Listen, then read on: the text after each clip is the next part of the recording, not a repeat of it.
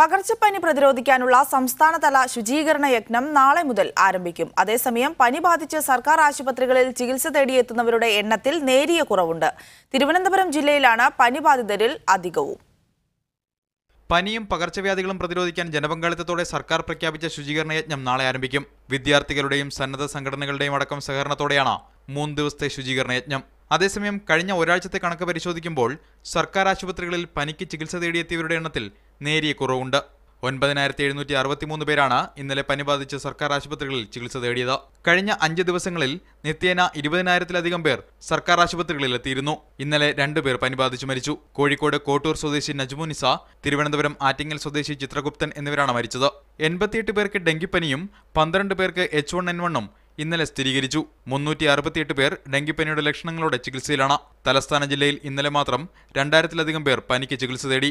സ്വകാര്യ ആശുപത്രികളിലെ കണക്ക് കൂടി പരിശോധിച്ചാൽ പനിബാധിതരുടെ എണ്ണം ഇരട്ടിയിലധികം വരും. കോഴിക്കോട്, പാലക്കാട് ജില്ലകളിലും പകർച്ചപ്പനി നിയന്ത്രണ വിധേയമായിട്ടില്ല. അനാവശ്യമായി അവധിയിൽ പ്രവേശിച്ച ഡോക്ടർമാർക്കെതിരെ കർശന നടപടി കൈക്കൊള്ളാൻ ആരോഗ്യമന്ത്രിയും നിർദ്ദേശം നൽകിയിട്ടുണ്ട്. മീഡിയ 1 തിരുവനന്തപുരം.